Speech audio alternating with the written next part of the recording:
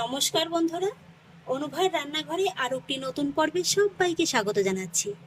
বন্ধুরা, আজকে আমি আপনাদের তৈরি করে দেখাবো ঘরে থাকা মাত্র কয়েকটা উপকরণ দিয়ে একদম দোকানের মতো স্বাদের টক ঝাল মিষ্টি চানাচুর রেসিপি।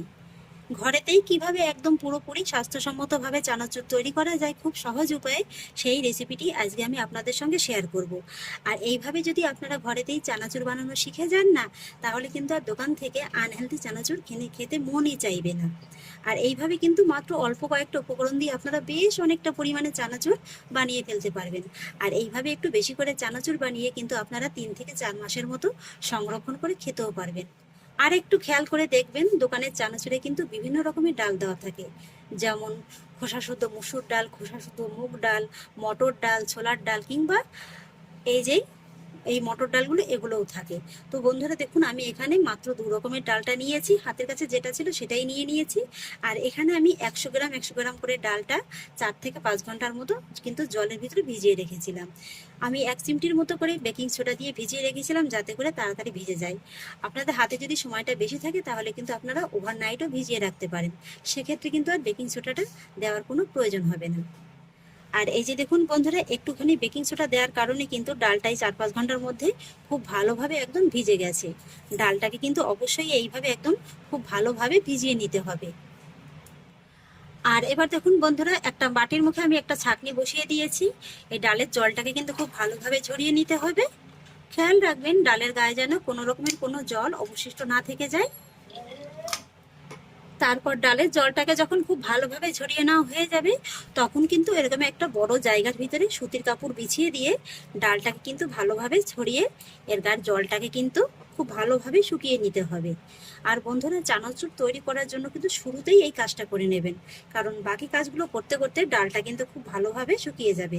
তবে একটা জিনিস মাথায় রাখবেন, ডালটাকে কিন্তু কোনোভাবেই রোদে রাখবেন না, চাইলে ফ্যানের হাওয়ার নিচে রেখে ভালোভাবে শুকিয়ে নিতে পারেন। একই রকম ভাবে মটরের জলটাকেও আমি খুব ভালোভাবে ছড়িয়ে নিয়েছি, এটাকেও একই রকম ভাবে ছড়িয়ে নেব। আর বন্ধুরা, যেহেতু একটুখানি বেকিং সোডা দিয়ে ডালটাকে ভেজানো আছে, তাই ডালটা যখন খুব ভালোভাবে ভিজে যাবে তখন কিন্তু ডালটাকে খুব ভালোভাবে ধুয়ে নিতে হবে। অবশ্যই কিন্তু এই কাজটা করে নেবেন।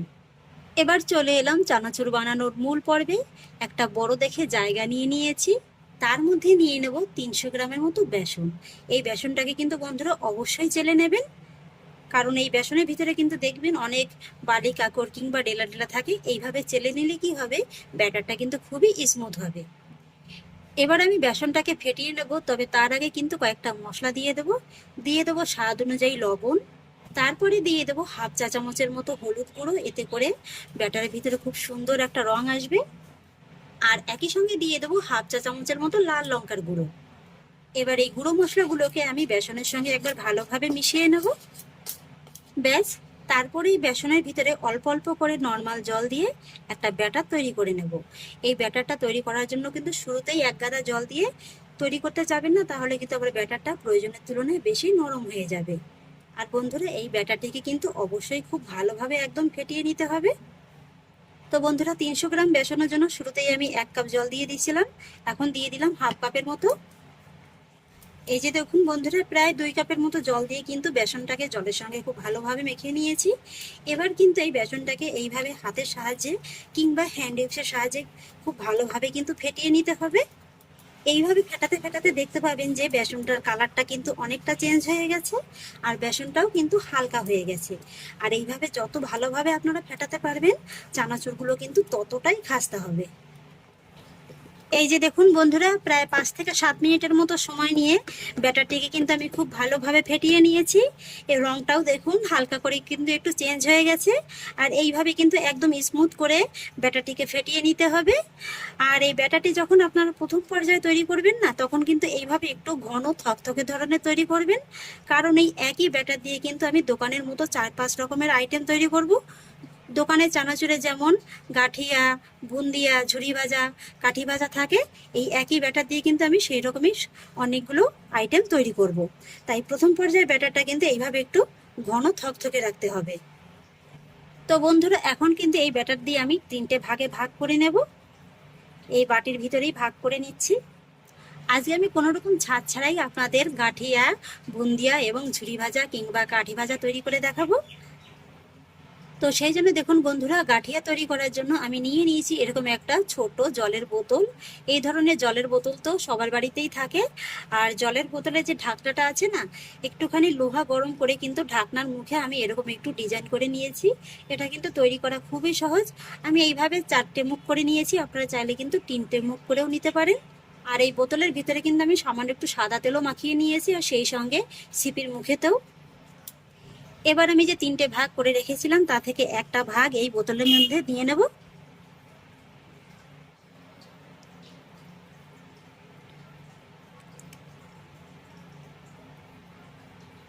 এই তো বন্ধুরা, খুব সুন্দর করে আমি বোতলের মধ্যে ঢেলে নিয়েছি। আর আপনারা চাইলে কিন্তু যে কোনো শক্ত প্যাকেটের মধ্যে ভরে একটু কোণটাকে কেটে নিয়ে তারপরে বোতলের মধ্যে ঢেলে নিতে পারেন, তাহলে কিন্তু আরো সুবিধা হবে। এই যে দেখুন বন্ধুরা, কত সুন্দরভাবে ব্যাটারটা বেরিয়ে আসছে। এই যে দেখুন। এবার দেখুন বন্ধুরা, এই ব্যাটারটিকে আমি আবারও নিয়ে নিয়েছি। এবার কিন্তু এই ব্যাটারটা আগের ব্যাটারের থেকে একটু সামান্য পাতলা হবে, তাই সামান্য একটু জল দিয়ে দিচ্ছি। আর জল দিয়ে কিন্তু আবার একটু ভালোভাবে ফেটিয়ে নিতে হবে। এই যে দেখুন বন্ধুরা, এই ব্যাটারটিকেও আমি খুব ভালোভাবে ফেটিয়ে নিয়েছি।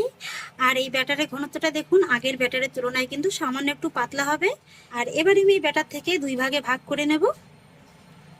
আর এই যে এখন এই ব্যাটার দিয়ে কিন্তু আমি বন্ধুরা কাঠি ভাজা কিংবা ঝুরি ভাজা তৈরি করে দেখাবো। আর আমি যেহেতু কোনো রকম ছাদ ছাড়াই সমস্ত কিছু তৈরি করে দেখাবো, আর সেই জন্য দেখুন বন্ধুরা, কাঠি ভাজাগুলো তৈরি করার জন্য আমি নিয়েছি এরকম একটা পাইপিং ব্যাগ।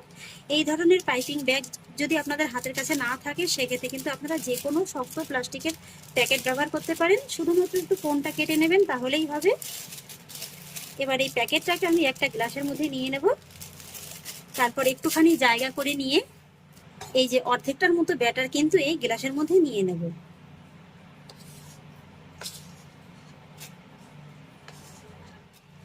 এই যে দেখুন বন্ধুরা, ব্যাটারটিকে আমি খুব সুন্দরভাবে ঢেলে নিয়েছি। আর প্যাকেটটা কিন্তু পুরোপুরিভাবে ভরতে যাবেন না। আর প্যাকেটের মুখটা যখন এভাবে আটকাবেন, ভিতরে যে হাওয়াটা আছে হাওয়াটাকে কিন্তু বের করে দিয়ে তারপর আটকে নেবেন। এবার বাকি যে ব্যাটারটুকু আছে এটা দিয়ে কিন্তু আমি বুন্দিয়া তৈরি করে নেব। আর সেই জন্য কিন্তু এই ব্যাটারটা প্রয়োজনের তুলনায় একটু ঘন। আর সেই জন্য কিন্তু এই ব্যাটারটাকে আবারও একটু জল দিয়ে পাতলা করে নিতে হবে। এই যে দেখুন বন্ধুরা, বুন্দিয়ার জন্য কিন্তু ব্যাটারটা আমার একদম রেডি। এই ব্যাটারটি কিন্তু একেবারে জলের মতো খুব বেশি পাতলাও হবে না, তার থেকে কিন্তু একটু সামান্য ঘন হবে। এই যে দেখুন। আর এবার আমি এই ব্যাটারটিকেও আবারও 2 ভাগে ভাগ করে নেব।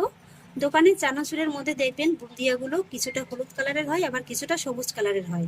তাই আমি অর্ধেকটার মতো ব্যাটার নিয়ে নেব, কিছুটা পরিমাণে সবুজ ফুড কালার দিয়ে দেবো। আপনারা চাইলে কিন্তু ফুড কালারটাকে অ্যাভয়েড করে যেতে পারেন।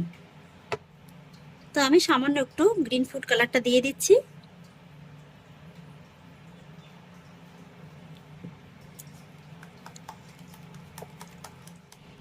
এই যে বন্ধুরা, গ্রিন ফুড কালারটা দিয়েও আমি কিন্তু খুব ভালোভাবে মিশিয়ে নিয়েছি। তো দেখুন বন্ধুরা, চানাচুর বানানোর জন্য কিন্তু আমার সব রকমের ব্যাটার তৈরি করা হয়ে গেছে। আর এবার আমি চানাচুরগুলো ভাজার জন্য একটা কড়াই বসিয়ে দিয়েছি। আর কড়াইতে দিয়ে দেবো পর্যাপ্ত পরিমাণে সাদা তেল। আর তেলটাকে আমি মিডিয়াম আঁচে মিডিয়াম ভাবে গরম করে নেব। তেলটা গরম হয়ে গেছে, এবার প্রথমেই আমি গাঠিয়াগুলোকে ভেজে নেব। আর ভাজার সময় কিন্তু গ্যাসের আঁচটাকে মিডিয়াম লোতে রাখতে হবে।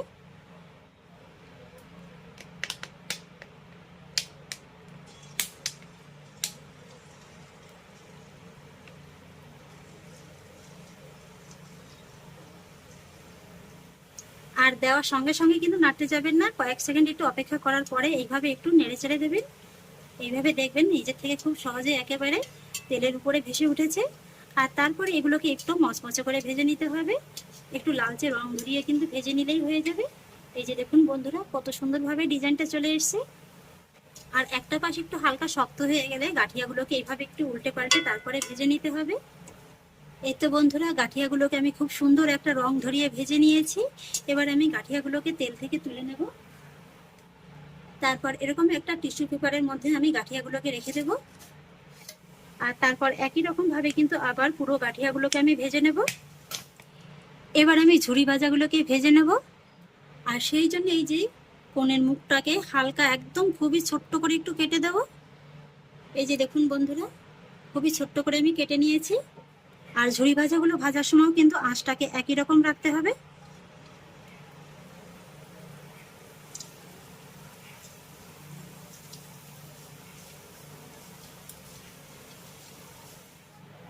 আর তারপর ঝুরি ভাজাগুলো যখন তেলের মধ্যে ছাড়া হয়ে যাবে তখন কিন্তু গ্যাসের আঁচটাকে একেবারে কমিয়ে দিতে হবে।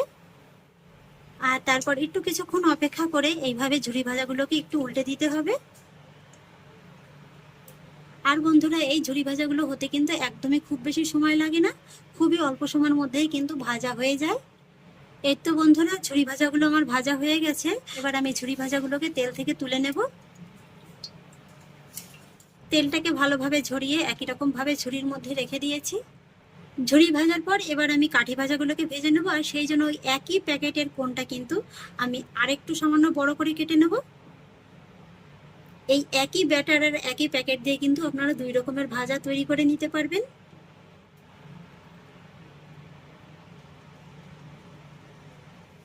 এই কাঠি ভাজাগুলোও কিন্তু একদম ঝুরি ভাজার মতো করেই ভেজে নিতে হবে। এই যে বন্ধুরা, একই রকম ভাবে কিন্তু পুরো কাঠি ভাজাগুলোকে আমি ভেজে নিয়েছি, তেল থেকে তুলে নেব। এবার বন্ধুরা, আমি বুন্দিয়াগুলোকে ভেজে নেব। আর সেই জন্য এরকম একটা ঝাঁঝরি হাতা নিয়েছি, হাতাটাকে তেলের মধ্যে একটু চুবিয়ে নিয়েছি। এবার আমি প্রথমে হলুদ ব্যাটারটা দিয়ে দেব। এই যে দেখুন বন্ধুরা, ব্যাটারটা দেওয়ার সঙ্গে সঙ্গেই কত সুন্দর একদম টপ টপ করে পড়ছে। আর বুন্দিয়াগুলো ভাজার সময় কিন্তু তেলটাকে মিডিয়াম ভাবে গরম করে নিয়ে আঁচটাকে একেবারে কমিয়ে দিতে হবে। আর এই বুন্দিয়াগুলোও কিন্তু ভাজা হতে সময় একদমই লাগে না। আর এই যে দেখুন বন্ধুরা, কত সুন্দর একদম গোল গোল হয়েছে, দেখে নিশ্চয়ই বুঝতে পারছেন। এই যে দেখুন বন্ধুরা, হলুদ রঙের বুন্দিয়াগুলোকে আমি খুব সুন্দর করে একটু লালচে রং ধরিয়ে ভেজে নিয়েছি। এইভাবে কিন্তু একটু লালচে রং ধরিয়ে ভেজে নিতে হবে, তাহলে কি হবে, এই বুন্দিয়াগুলো কিন্তু অনেকদিন যাবত পর্যন্ত এরকম মুচমুচে থাকবে। এবার আমি বুন্দিয়াগুলোকে তেল থেকে তুলে নেব। একই রকম ভাবে সবুজ রঙের বুন্দিয়াগুলোকেও ভেজে নেব। এই তো বন্ধুরা, সবুজ রঙের বুন্দিয়াগুলোও আমার ভাজা হয়ে গেছে, এগুলোকেও তুলে নেব। তো দেখুন বন্ধুরা, চানাচুরের জন্য বেসন দিয়ে আমার 5 রকমের ভাজাভুজি কিন্তু করা কমপ্লিট। তো এবার আমি ডালগুলোকে ভেজে নেবো। সেই জন্য প্রথমেই দিয়ে দিচ্ছি ছোলার ডালগুলো। আর ডালগুলো ভাজার সময় কিন্তু তেলটাকে খুব ভালোভাবে গরম করে নিয়ে আঁচটাকে মিডিয়াম লোতে করে দিতে হবে। ছোলার ডালগুলোকেও আমি খুব সুন্দর করে ভেজে নিয়েছি। আর এই ডালগুলো যখন ছাড়বেন তখন কিন্তু অনেকটা ফেনার মতো হবে। আর যখন ভাজা হয়ে যাবে তখন কিন্তু এই ফেনাটা একেবারে কমে যাবে। তখন কিন্তু বুঝে নেবেন যে ডালগুলো একদম পারফেক্ট ভাবে ভাজা হয়ে গেছে। এবার আমি ভেজে নেওয়া ডালগুলোকে তুলে নেব। একই রকম ভাবে মটরগুলোকেও ভেজে নেব। বন্ধুরা, মটরগুলো খুব সুন্দরভাবে ভাজা হয়ে গেছে, এগুলো আমি এখন তেল থেকে তুলে নেব। এবার বন্ধুরা, আমি কিছুটা পরিমাণে চিড়ে ভেজে নেব। দোকানের চানাচুর ভাজার মধ্যে দেখবেন সামান্য একটু কিন্তু চিড়ে ভাজাও থাকে। তো এখানে আমি পাতলা চিড়েটা নিয়েছি, চিড়েটাকেও আমি ভেজে নিয়েছি, তুলে নেব। এবার বন্ধুরা, আমি কিছুটা পরিমাণে কাঁচা চীনাবাদাম ভেজে নেব। বাদামগুলোকে খুব সুন্দর করে ভেজে নিয়েছি, তুলে নেব। এবার ভেজে নেব কিছুটা পরিমাণে নারকেল, তবে এটা সম্পূর্ণই অপশনাল, হাতের কাছে না থাকলে না দিলেও চলবে। নারকেল কুচিটাকেও আমি খুব সুন্দর করে ভেজে নিয়েছি। এবার ভেজে নেব কিছুটা পরিমাণে কাজু বাদাম। কাজু বাদামটাকেও আমি খুব সুন্দর করে ভেজে নিয়েছি। এবার ভেজে নেব কিছুটা পরিমাণে কিশমিশ। কিশমিশটাকেও আমি খুব সুন্দর করে ভেজে নিয়েছি, নামিয়ে নেব। এবার ভেজে নেব কিছুটা পরিমাণে শুকনো লঙ্কা। লঙ্কাটাও ভাজা হয়ে গেছে। আর এবার সব শেষে ভেজে নেব কারি পাতা। বন্ধুরা, চানাচুর ভাজার মধ্যে সামান্য একটু কারি পাতা না দিলে যেন চানাচুর ভাজাটা একেবারে অসম্পূর্ণই থাকে। তো এখানে আমি দেখুন দুটো পাতা নিয়ে নিয়েছি, বেশ কিছুটা পরিমাণে একটু কারি পাতা দিয়ে দেব।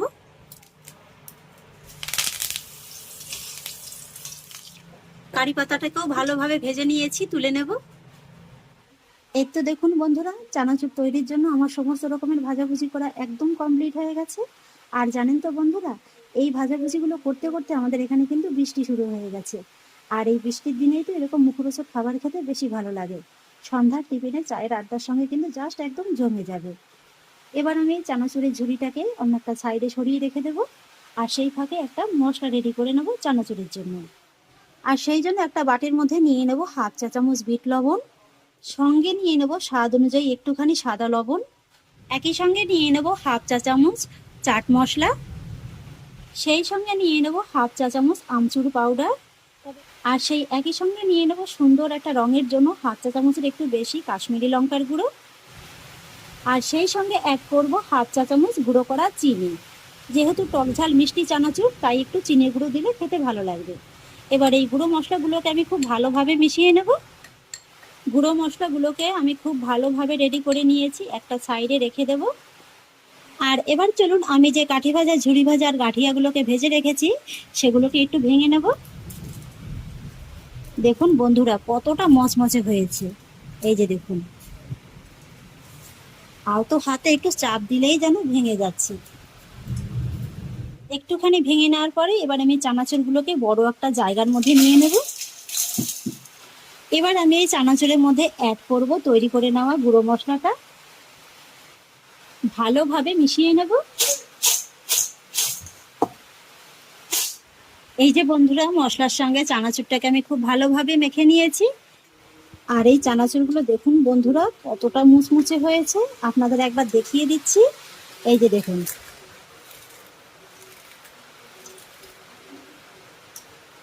কতটা মুচমুচে হয়েছে দেখে নিন। আর এবার কিন্তু আপনারা এই চানাচুরটাকে এইভাবে একটা কাচের জারের মধ্যে ভরে 3 থেকে 4 মাসের মতো কিন্তু সংরক্ষণ করে খেতে পারবেন। আর এইভাবে বেশি করে বানিয়ে বয়াম ভরে রেখে দেবেন, যখনই মন চাইবে তখনই খেয়ে নেবেন।